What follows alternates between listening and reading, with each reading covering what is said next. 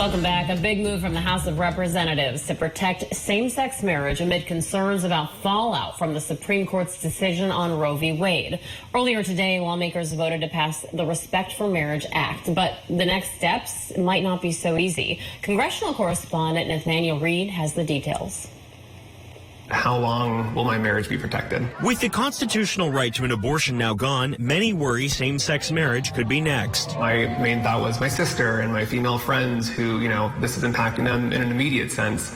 But it wasn't long before I kind of started thinking, again, what precedent does this set? Supreme Court watchers zeroed in on a comment made by Justice Clarence Thomas in his concurring opinion on the ruling, where he said the Supreme Court should, quote, reconsider all of this court's substantive due process precedents, adding that it's up to the nation's highest court to, quote, correct the error. Those include Obergefell v. Hodges, which barred states from banning same-sex marriage, and Loving v. Virginia, which overturned laws prohibiting interracial marriage. Democratic leaders quickly vowed to respond with legislation to codify same-sex marriage and other rights. I absolutely do worry about same-sex marriage. I worry about the policing of all sex acts in general. One of those bills, the Respect for Marriage Act. It would officially repeal the 1996 Defense of Marriage Act, signed by President Bill Clinton, which defines marriage as a union between one man and one woman. Supreme Court decisions in 2013 and 2015 ruled it was unconstitutional, but the law is technically still on the books, even if it can't be enforced, and Democrats want to repeal it once and for all, and also take steps to ensure that all same-sex and interracial marriages are recognized between states. The MAGA Republicans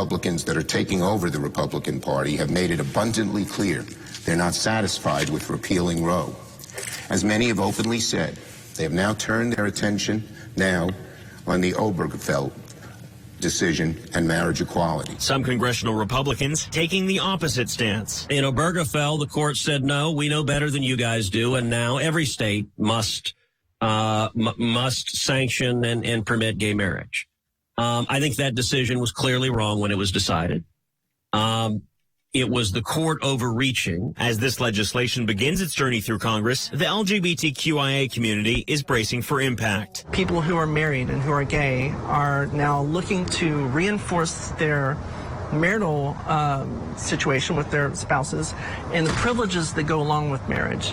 And they are trying to shore up their rights by wills and powers of attorney and advanced healthcare directives. But many are rallying with a message of hope and a promise to fight. It's a threat.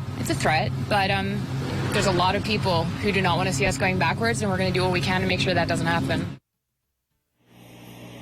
And Maritza, 267 members of Congress voted in favor of the Respect for Marriage Act, with 47 congressional Republicans crossing party lines in order to vote in favor of the bill. It's notable, though, that the House Republican leadership did not whip against the bill, leaving it up to, instead, their members to decide whether they would vote for or against the Respect for Marriage Act.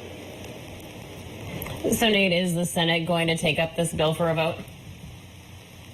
That's the biggest question. Senate Majority Leader Chuck Schumer was not willing to commit either way earlier today, just saying instead that he thinks that the Congress should act on some of these important issues, which have been known as rights previously, but certainly that has been thrown into question with the concurrent opinion from Justice Clarence Thomas. Now, he didn't say specifically whether the Senate would vote on it. Also, Senate Republican leader Mitch McConnell did not weigh in as to whether he would tell his members to vote for or against it, saying that he would reserve his judgment on the issue until Senate Majority Leader Chuck Schumer makes a decision as to whether or not the Senate will also vote on the Respect for Marriage Act.